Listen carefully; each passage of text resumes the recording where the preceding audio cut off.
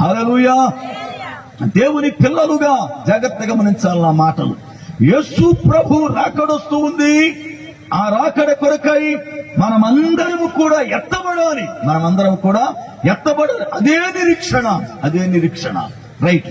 ఇప్పుడు యేసు ప్రభు ఆకాశ గగనంకి వచ్చినప్పుడు దాన్ని ఏమంటారు అంటే రహస్యమైన రాకడ. దానినే బంగవలే వచ్చే రాకడ. ఏ రాకడంట? బంగవలే వచ్చే రాకడ. అంటే ఈ రాకడలో ఎవరైతే సిద్ధపడి పరిశుద్ధత కలిగి ఉంటారో, పరిశుద్ధులకు మాత్రమే ఈ సింప్టమ్స్ అర్థమవుతాయి. వాళ్ళు మాత్రమే ఎత్తబడతారు. మిగిలిన ఎవ్వరు ఎత్తబడరు. మీరు సంఘం కావచ్చు, గుళ్ళో కూర్చోవచ్చు, ఆ టైంలో పాటలు పాడుతూ ఉండొచ్చు, పాస్టర్ గారికి మీరు ప్రసంగం చేస్తూ ఉండొచ్చు. నాలో పరిశుద్ధత లేకపోతే ఆ టైం నాకు తెలియబడవలసినటువంటి వారికి తెలవడి వాళ్ళు ఎత్తబడతారు. రైట్. ఈ రహస్యమైన రాకడ అయిపోయినటువంటి 7 సంవత్సరాలకి యేసు ప్రభు వారి రెండో రాకడ ఉంది. ఇది ఒలీవల కొండ మీదకి ఆయన వచ్చే రాకడ. దీన్ని రెండో రాకడ అంటారు. ఎందుకు వస్తున్నాడు రెండవసారి భూమి మీద కంటే 1000 ఏండ్ల పరిపాలన చేయడానికి. రైట్. ఈ భూమి మీద సంఘం ఎత్తబడిన తరువాత 7 ఏండ్లు మహాశ్రమల కాలం అయిపోయిన తరువాత 7 ఏండ్ల మహాశ్రమల కాలం తిరగానే 1000 ఏండ్ల పరిపాలన చేయడానికే ప్రభువారు ఏ ఒలివల కొండ మీద నుండి ఎత్తబడ్డాడో అదే ఒలివల కొండ మీదకి వస్తాడు. మొన్న ఈ మధ్యన ఒలివల కొండ మీద 5 స్టార్ హోటల్ కట్టాలని ఇజ్రాయెల్ దేశంలో ఒక ఆయన ప్లాన్ చేసి ఇండియన్ తీసుకెళ్లి, అయ్యా ఇక్కడ పునాది వేస్తే ఎలాగుండదని చెప్పి అడిగాడు. వాడు చెప్పారు, అయ్యా ఈ కొండ ఏ కట్టడానికి పనికిరాదండి. ఏ కారణం అని అంటే వాళ్ళు చెప్పారు, అయ్యా ఈ కొండ నడిమి మధ్యన నెరవిడిచింది కనుక ఎప్పటికైనా పగిలిపోతుంది. ఈ కొండ మీద ఏ కట్టడం పనికిరాదు అని. నా మాటలు కొంచెం లోతుగా చెబుతాను, జాగ్రత్తగా గమనించాలి. మీకు చరిత్ర కూడా తెలవాలి. మీకు క్వశ్చన్ చెబుతాను నేను. మోషేకు ఏ సీనాయి పర్వతం మీద దేవుడు 10 ఆజ్ఞలు ఇచ్చాడో అదే సీనాయి పర్వతం మీద మొన్న సార్వత్రిక సభ జరిగింది. ప్రపంచ సభ జరిగింది. దానికి మన పోపు కూడా వెళ్ళాడు రోమా దేశం నుండి. ఏమిటా సభ యొక్క మూల ఉద్దేశం ఏంటంటే రాబోయే దినాల్లో అసలు భూమి మీద మతాలనే లేకుండా తీసేసి ఒకే మతం స్థాపించి ఒకే సంఘం ఉండాలి అనే ప్లాన్ తో 256 దేశాల నుండి ముఖ్యమైనటువంటి నాయకుని పిలిపించి సినాయి పర్వతం మీద మీటింగ్ కాండక్ట్ చేస్తే మీటింగ్ ఫెయిల్యూర్ ఆగిపోయింది ఆ యొక్క విషయం. ఇవి రాబోతున్నటువంటి సంఘటనలు. కారణం రాబోయే భవిష్యత్తులో భూమి మీద యేసు ప్రభు వారి సంఘం ఉండకోకుండా సాతాను తన యొక్క సమాజాన్ని స్థాపించాలని ఆలోచన చేస్తున్నాడు. అయితే యేసు ప్రభు వారి రెండవ రాకడ ఎప్పుడు? రహస్యమైన రాకడకి టైం చెప్పబడాల. నా మాట బాగా గుర్తుపెట్టుకోవాలి. రహస్యమైన రాకడ ఎప్పుడో తెలియదు, రెప్ప వేసి తీసే లోపు జరిగిపోతే అన్నాడు. కానీ రెండో రాకడకి ఒక టైం చెప్పాడు ఆయన. ఏమిటంటే సాయంకాలం వేళ వస్తుందట రెండో రాకడ. ఏ టైం అది? అందరు చెప్పాలి. ఏ టైం అది? సాయంకాలం. ఏ సాయంకాలం అది? 7 సంవత్సరాల మహాశ్రమల కాలం అయిపోయిన తరువాత ఒకరోజు సాయంకాలం వేళ ఏ ఒలివల కొండ మీద నుండి ప్రభువారు ఎత్తబడ్డాడు అదే ఒలివల కొండ మీదకి సాయంత్రం వేళ ఆయన అడుగు పెడతాడు. రెండవ రాకడ సాయంత్రం. వాక్యాన్ని మీరే చూడండి. జకరియా గ్రంథం 14వ అధ్యాయం 4వ వచనం. జకరియా గ్రంథం 14వ అధ్యాయం 4వ వచనం.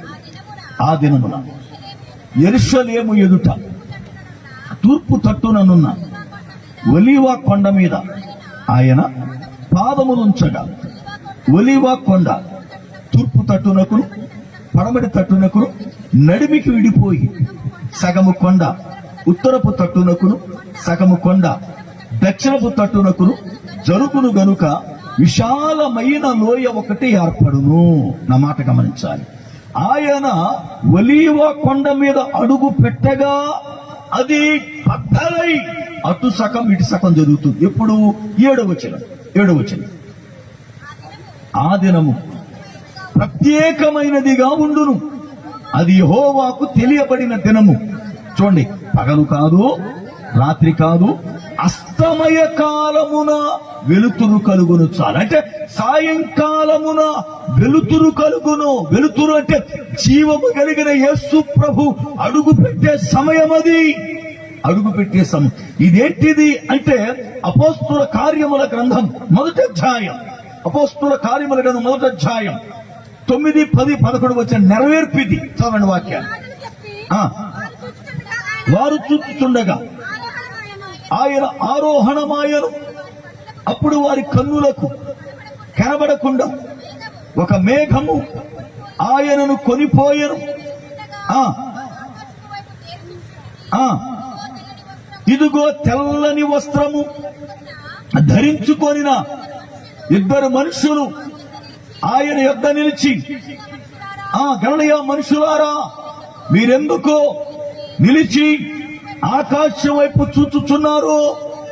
మీ యొద్ద నుండి పరలోకమునకు తీసుకొనబడిన ఈ యేసే ఏ రీతిగా వెళ్ళుట మీరు చూచితిరో ఆ రీతిగానే దిగి వచ్చును చాలు. ఈ ప్రవచనపు నెరవేర్పు జకర్యా గ్రంథం యొక్క నెరవేర్పు. అనగా యేసు ప్రభువారు 1000 ఏళ్ల పరిపాలన చేయడానికి ఇదే భూమి మీదకే మొట్టమొదటిగా ఏ రీతిగా వచ్చాడో ఆ రీతిగానే మనుష్య కుమారుడుగా వస్తున్నాడు. ఇది అయిన 1000 సంవత్సరాలకి ఆయన న్యాయాధిపతిగా తీర్పు తీర్చడానికి వస్తాడు. న్యాయాధిపతిగా తీర్పు తీర్చడానికి వస్తాడు. ఆ వచ్చే టైంలోనే ఆయన న్యాయాధిపతిగా తీర్పు తీరుస్తాడు గనక అందరూ కూడా చూసి రొమ్ముగొట్టుకుని, అయ్యో ఈయన దేవుడు అంటే మనం నమ్మలేదే, ఇప్పుడు ఆయనే మనకు న్యాయాన్ని విధించేవాడట అని చెప్పి రొమ్ముగొట్టుకుని ఏడుస్తారు. ఇప్పుడు జాగ్రత్తగా గమనించాలి. మన ఆశ, మన ఆలోచన, దేవుని ఉద్దేశం ఏంటంటే మనమందరము కూడా రహస్యమైన రాకడకు ఎత్తబడాలి. రహస్యమైన రాకడకు ఎత్తబడాలి. ఆయన ఆకాశ మధ్యానికి వస్తున్నాడు మేఘారుడుగా. ఇప్పుడు మనం ఎత్తబడాలి. ఎత్తబడాలి సమయం ఎంతంటే రెప్ప వేసి తీసే టైము. ఎంతట రైట్. ఎందుకు ఎంత సడన్ గా రెప్పేసి తీసేసేలోపు వెళ్ళిపోవాలి అనే దానికి ఎంత చెప్పుకొచ్చాను. స్త్రీ గర్భంతో కేకలేస్తుంది కదా, నేను ముందు చెప్పిన మాట గుర్తుందా? రైట్. స్త్రీ గర్భంతో కేకలేస్తుంది కదా, ఎదురుగా 7 తలల పాము కూర్చునుంది. ఈ పాము ఏం చేస్తుందంటే ఆ బిడ్డ స్త్రీ గర్భం నుంచి పడగానే వాడిని మింగేయాలి అని చెప్పి 7 తలలతో కూర్చుంది. ఏమండి, ఆ 7 తలల పైన కిరీటాలు ఉన్నాయి. ఈ పాముకి 7 తలల పైన కిరీటాలు ఉన్నాయి. దాని విచిత్రం ఏంటి చెప్పనా? తలకాయ కింద ఉంది, తోకం ఆకాశంలో ఉంది. సామాన్యంగా పాముకి తలకాయ పైకుంటే తోక కింద ఉంటుంది, అవునా కదా? పాము ఇప్పుడు ఆటం చూసారా? పాముని తెలుసా మీకు అసలు? రైట్. పాము అలా లేచి ఆడితే తోక కింద ఉంటుంది. లేదు, తలకాయ కింద ఉంటే కూడా తోక కింద ఉంటుంది. తోక ఎప్పుడు పైకి లేగదు. కానీ ఈ పాముకి చిత్రం తెలుసా? తల ఏమో భూమి మీద ఉంది, తోకేమో పైన ఉంది. ఇది తోకతో ఏం చేసింది తెలుసా? తల భూమి మీద పెట్టి తోకతో ఆకాశ నక్షత్రములలో 3వ భాగాన్ని ఈడ్చి తోకతో కింద పడేసింది. అది తోకే బలముగా పనిచేసింది. తోకతోనే నక్షత్రాలు రెండు పడగొట్టబడ్డాయి. తలకాయ కిందే ఉంది. తల ఏం చేస్తానంటే ఈ అమ్మాయి ఎప్పుడు ప్రసవిస్తుందా, మింగుదాము అని రెడీగా చూస్తుంది. అయితే ఈమె నొప్పులకు కేకలేస్తా ఉంది. సడన్ గా బిడ్డను మగబిడ్డను కన్నవాడు అలా భూమి మీద పడ్డాడు. పడిన మరుక్షణం వాడు వెంటనే పైకి వెళ్ళిపోయాడు. ఈ సర్పము ఆయన్ని మింగుదామని కనిపెట్టాడు. పుట్టగానే అలా పడే లోపు బిడ్డ పైకి వెళ్ళిపోయాడు. చూడండి వాక్యం మీరు ఒక్కసారి. ప్రకటన గ్రంథం 12వ అధ్యాయం 1వ వచనం నుండి 5వ వచనం వరకు. అప్పుడు పరలోకమందు ఒక గొప్ప సూచన కనబడిన, అదేదనగా సూర్యుని ధరించుకొనిన ఒక స్త్రీ, ఆమె పాదముల కింద చంద్రుడు, శిరస్సు మీద 12 నక్షత్రములను ఉండెను. ఆమె గర్భిణి అయి ప్రసవ వేదన పడుచు ఆ నొప్పులకు కేకల వేయుచుండెను. అంతటా పరలోకమందు ఇంకొక సూచన కనబడింది. ఇదిగో ఎర్రని మహాఘట సర్పం దానికి 7 తలలు 10 కొమ్ములను ఉండెను. బాగా ఇక్కడికి బాగా గమనించాలి. దానికి ఎన్ని తలలు ఉన్నాయి? బాగా గట్టిగా చెప్పాలి. 7 తలలు. 7 తలలు అనగా 7 కొండలు. 7 తలలు అనగా 7 కొండలు. బాగా గమనించాలి. 7 తలలు అనగా 7 కొండలు. అంటే ఈ సర్పానికి ఏమండి 7 తలలు ఉన్నాయి. అవి 7 తలలు అనగా 7 కొండలు. ప్రపంచములో 3 దేశాల్లో 7 కొండలు అనే స్థలాలు ఉన్నాయి. ఒకటి రోమ్ దేశంలో 7 కొండలు ఉన్నాయి. రెండవది చిన్న ఆసియా అయిన లవోదియాకలో 7 కొండలు ఉన్నాయి. మూడవది మన భారతదేశంలో మన ఆంధ్రాలో 7 కొండలు ఉన్నాయి.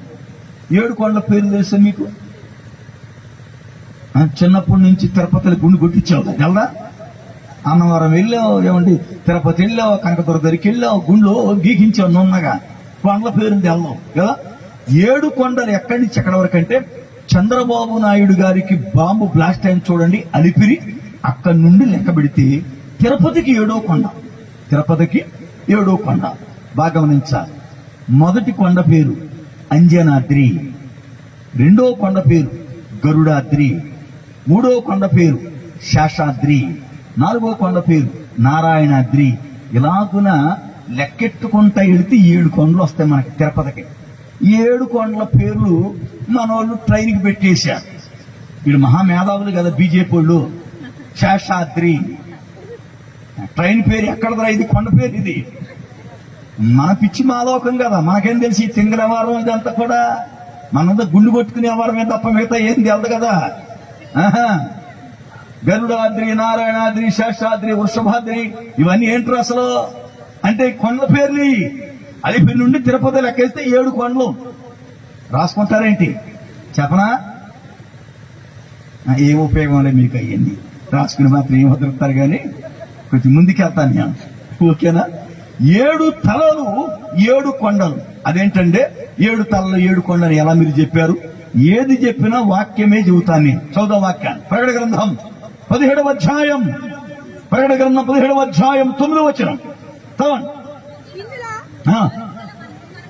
ఇందులో జ్ఞానము గల మనసు కనపడును. చూడండి, ఆ 7 తలలు ఆ స్త్రీ కూర్చున్న 7 కొండలు. దేవునికి స్తోత్ర. అర్థమైన పాయింట్ మీకు ఇప్పుడు. 7 తలలు ఏమిటాయి అంటే 7 కొండలు. కనుక ఇప్పుడు ఈ సర్పానికి 7 తలలున్నాయి. అంటే ఆ సర్పానికి బలం 7 కొండలు అనబడుతున్న దేశం. 7 కొండలు అనబడుతున్న దేశం. అయితే 7 కొండలు ప్రపంచంలో 3 దేశాలు ఉన్నాయి గనక 3 దేశాల్లో ఏ దేశం అయ్యా ఆ సర్పానికి బలం? సాతానికి బలం ఏ దేశం అంటే భారతదేశం కాదు. ఎందుకు కాదు క్లియర్ చెబుతాను మీకు. నేను మీకు లోతుగా చెప్పాలనుకుంటున్నాను కానీ ప్రకటన గ్రంథం తెవల్లో, కానీ సాధ్యమైనంత వరకు కొంత చెప్పు వదిలిపెడతాను నేను. ఎందుకంటే టైం సరిపోదు. అయినా కూడా కొంచెం అర్థమయ్యేది చెబుతా. భారతదేశం కాదు. ఎందుకు కాదు చెబుతా. చిన్న లవోదిక కాదు. ఎందుకు కాదు కూడా చెబుతా. మూడవది రోమా. రోమా అనే ఈ 7 కొండలున్న స్థలం. ఎలాగండి అంటే ఈ 7 తలల్లో ఒక తలకి చావు దెబ్బ తగిలి మానిపోయి మరలా పుంజుకుంది ఆ దేశం. అంటే ఒక్కసారి అది పతనమై తిరిగి పుంజుకున్న దేశం. అది పతనమై పుంజుకున్న దేశం. ప్రకటన గ్రంథం 13వ అధ్యాయం. ప్రకటన గ్రంథం 13వ అధ్యాయం 2-3 వచనాలు. నేను చూసిన మృగం చిరుతపులిని పోలి ఉండెను. దాని పాదములు ఎలుక వంటి పాదములు, దాని నోరు సింహపు నోరు. దానికి ఆ ఘట్ట సర్పం తన బలమును సింహాసనమును దాని తలలో ఒకదానికి చావు దెబ్బ తగిలినట్టు ఉండెను. అయితే చావు దెబ్బ మానిపోయెను.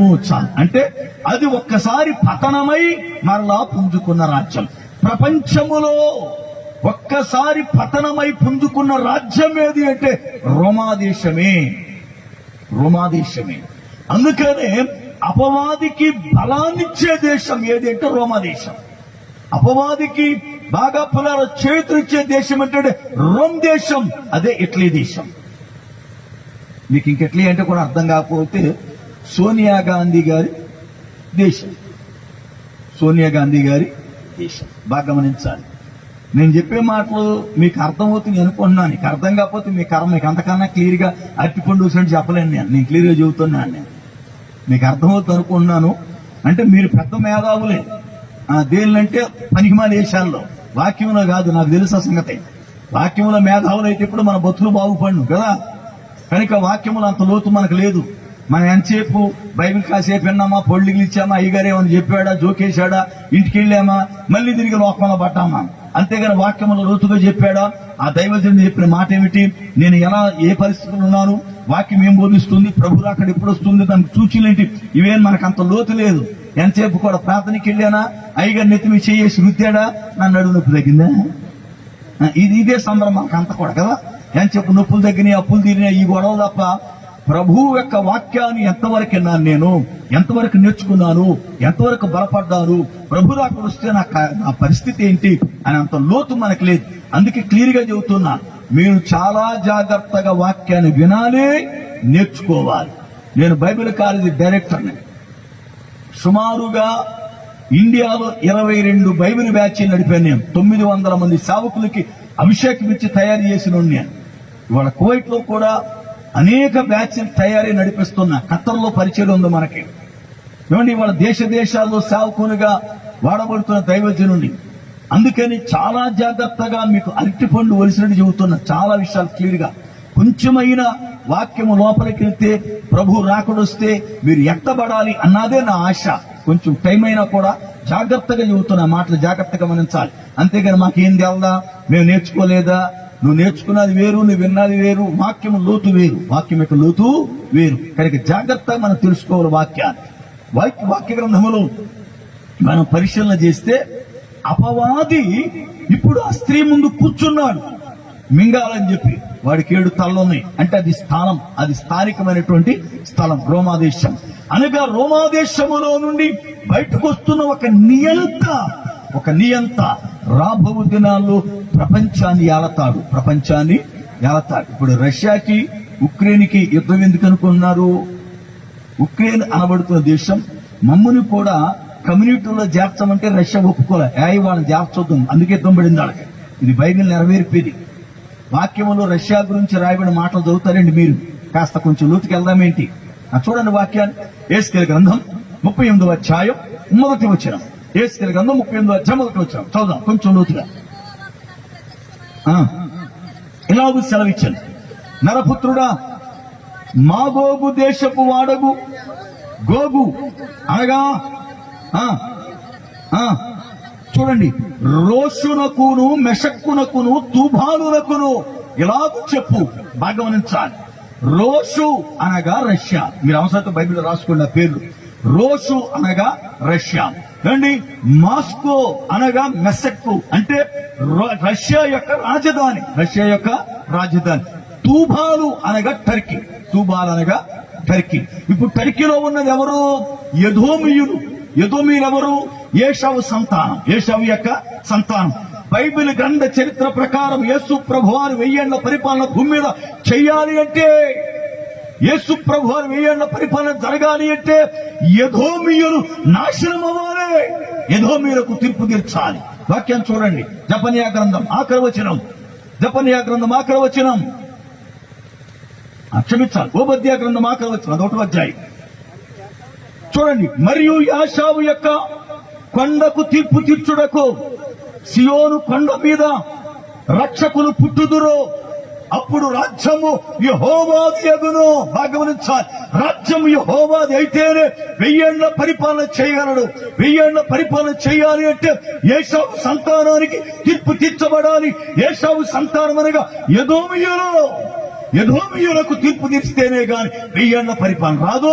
1000 ఏళ్ల పరిపాలన రావాలంటే యేసయ్య వారు భూమి మీద అడుగుపెట్టి బలమును, ఆధిక్యమును, ఘనతను గెలవాలి. కొరింథీ మొదటి పత్రిక 15వ అధ్యాయం. 15వ అధ్యాయం 23వ వచనం. కొరింథీ మొదటి పత్రిక 15:23.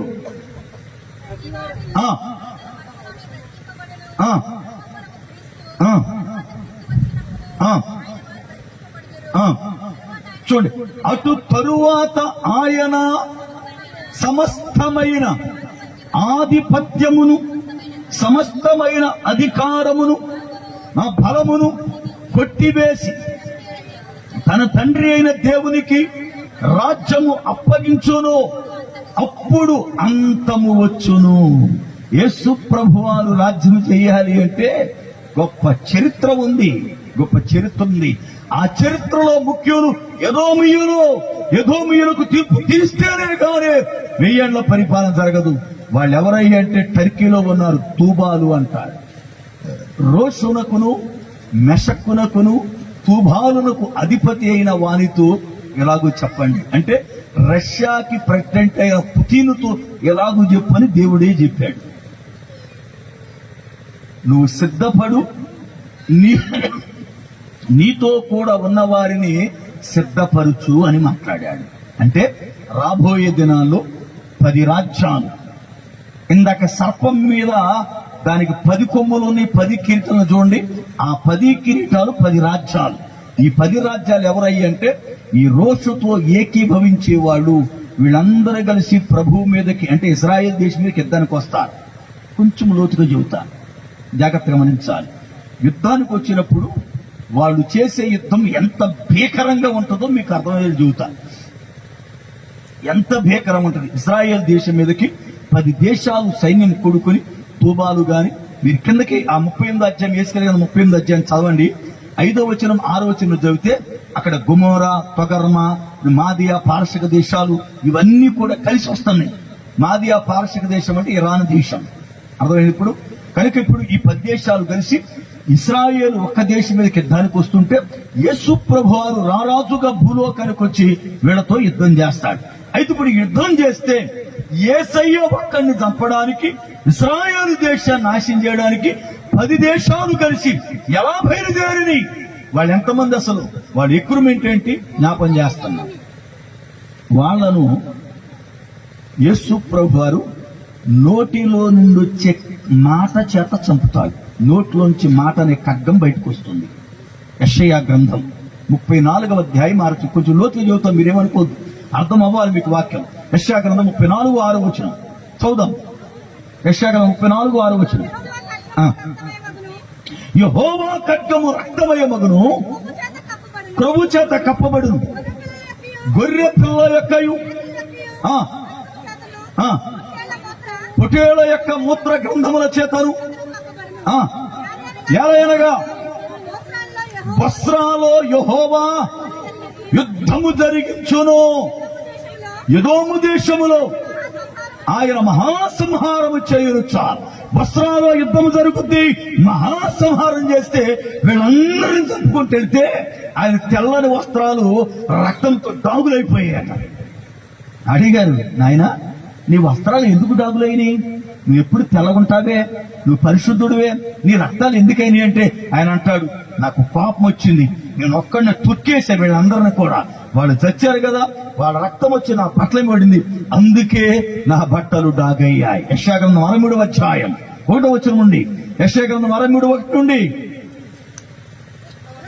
రక్తవర్ణ వస్త్రములు ధరించిన వాడు శోభిత వస్త్రము ధరించుకొని గంభీరముగా నడుచుచు వచ్చుచున్నా ఇతడెవరో? నీతిని మట్టు మాట్లాడుచున్న నేనే, రక్షించుటకు బలాఢ్యుడు నేనే. నీ వస్త్రం ఎర్రగా ఉన్నదేమి? నీ బట్టలు ద్రాక్ష గానుగులో తొక్కిన వాని. చూడండి, ఒంటరిగా ద్రాక్ష గానుగను తొక్కి తినే, జనులలో ఎవడు నాతో లేడో, కోపగించుకొని తొక్కి తిని రౌద్రము చేత వారిని అనగద్రొక్కి తినే, వారి రక్తము నా వస్త్రముల మీద చిందెను. ఎక్కడ దక్కాడు? ప్రకటన 14వ అధ్యాయం 19 వచ్చిన. ప్రకటన గ్రంథం 14వ అధ్యాయం 20 వచ్చిన 19 వచ్చిన చదువుదాం. ప్రకటన 14:19 వచ్చాను, కొంచెం స్పీడ్ గా. తన కొడవలి భూమి మీద వేశాను, భూమి మీదనున్న ద్రాక్ష పండ్లను కోసి దేవుని కోపమును ద్రాక్షల పెద్ద తొట్టిలో వేశాను. ఆ ద్రాక్షల తొట్టి పట్టణమునకు వెలుపట ఉండేను, తొక్కబడేను. 100 కోసుల దూరము వెలుపల గుర్రపు కళ్ళెము లోతు వరకు రక్తము ప్రవహించెను. బాగా గమనించాలి. ఆయన పాపం వచ్చి యుద్ధ శూరుడై ఒలివల కొండ మీదకి వచ్చి ఆ యొక్క 1000 ఏళ్ల పరిపాలన చేయడానికి వెళుతూ యుద్ధము చేసినప్పుడు వాళ్ళను చంపితే వాళ్ళ రక్తపు మరకలు ఒంటి మీద పడ్డాయట. అంతేకాదు వాళ్ళ రక్తం ఎంత గారిందంటే 100 కోసుల దూరం. 100 కోసులు అంటే కోసు అంటే ఎంత? కిలోమీటర్న్నర. అవునా? 100 కోసుల దూరం గుర్రపు కళ్ళెం అంటే 4 అడుగులు ఎత్తు రక్తం కాలవలాగా వెళ్ళిందట. అంటే ఎంతమంది తెస్తే అంత రక్తం అవుతుంది బయటికి. పైకి విచిత్రం ఏం తెలుసా? ఈ రక్తం ఇలా కాలువకి వెళ్ళక ముందు ఆకాశ పక్షులు చాలా రక్తాన్ని తాగేసాయి. ఆకాశ పక్షులు చాలా రక్తాన్ని తాగేసాయి. అవి తాగగా మిగిలిన రక్తం కాలువలాగెళ్ళింది. ఆకాశ పక్షులు ఎందుకు తాగాయి? ఇక వెళ్తాను లోపల, మరి తప్పదు, వాక్యం చెప్పాలి మీకు. మీరేమని అనుకోండి, కొంచెం ఆలస్యం, కొంచెం విందాం.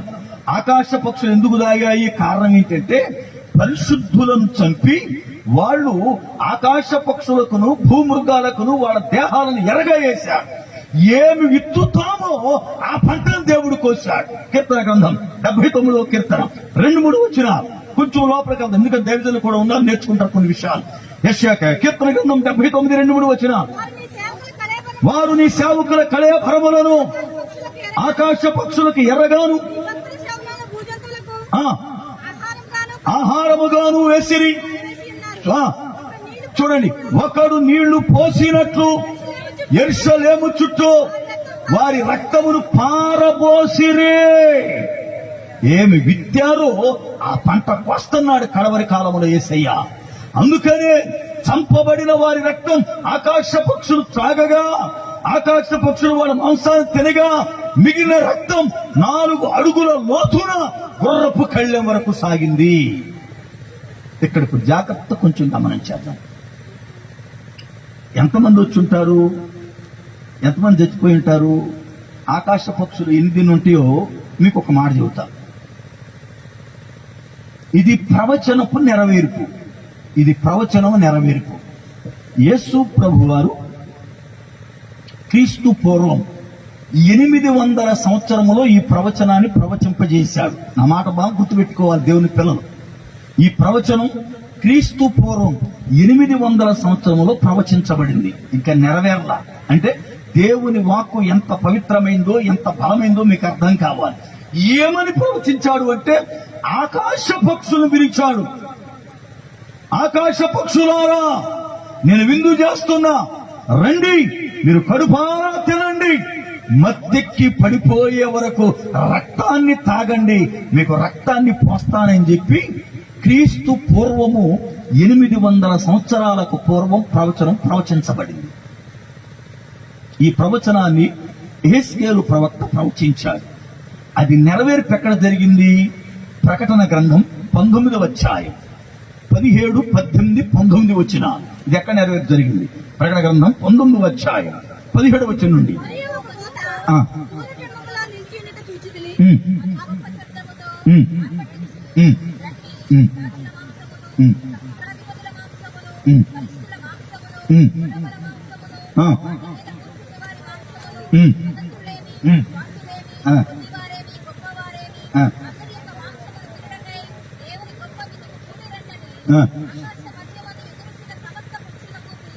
చాలు. ఇది ప్రకటన గ్రంథంలో మనం చూస్తున్న వాక్యం. ఈ ప్రవచనం ఎక్కడ ఉంది చూడండి. ఇప్పుడు వాక్యం యెహెజ్కేలు గ్రంథం 39వ అధ్యాయం 4వ వచనము, అలాగే 17వ వచనం, 2 వచనాలు కూడా.